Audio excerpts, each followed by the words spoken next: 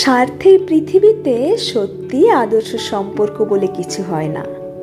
আজ আপনি যার প্রায়োরিটি লিস্টের উপরে, পরশু দেখবেন সিঁড়ি বেয়ে উঠে সে জায়গায় বসে আছে অন্য কেউ, আর আপনি লিস্টের নিচে নামতে নামতে এক সময় দেখবেন কখন যেন কাগজের পাতাটা শেষ হয়ে গেছে।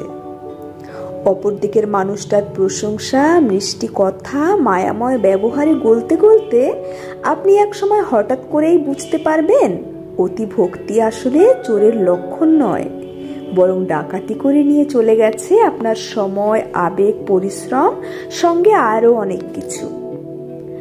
আঘাত পেয়ে ছ্যাঁকা খেয়ে আপনার কাছে তপ্ত দীর্ঘশ্বাস ফেলতে ফেলতে আপনার কাছে আশ্রয় চাইবে, প্রশ্রয় চাইবে। আবার আপনারই আঁকড়ে ধরে রাখার ব্রেশ কাটাতে না কাটাতে দেখবেন আপনার অগোচরে আমদুদের সাদা হলদে রঙের কি সুন্দর খোলতায় মিলমিশ হয়ে গেছে।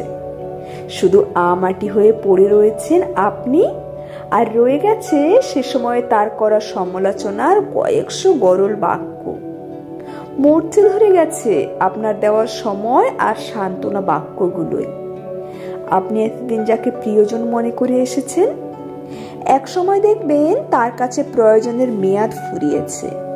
এক সময় যোগাযোগের আতিশয্যে থাকা সম্পর্কগুলোর কথা ফুরোয়, অভিমানের ধার কমে আসে, অপেক্ষার অবসান হয়, হুল্লোড়ে ভাটা পড়ে, মেদবহুল ভালোবাসার চিহ্ন ছিপছিপে হয়ে যায়। তারা খুঁজে নেয় অন্য কোনো হইচই, প্রয়োজন মেটানোর প্রিয়জন অন্য আস্তানা, এফোর্ট দেওয়ার অন্য আরো একটা আবেগ। তাই আজকের সুসম্পর্ক আজকের মতো করে উপভোগ করুন, ভালো সময়টুকু মনে ধরে রাখুন। পারফেক্ট সম্পর্ক নিয়ে বড়াই করা বড্ড বোকামি।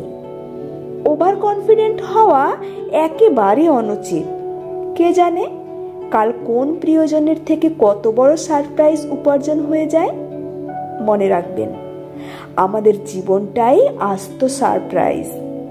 তাই যে কোনো চমকের জন্য সব সময় নিজেকে প্রস্তুত রাখবেন, তাতে যন্ত্রণা কম হয়।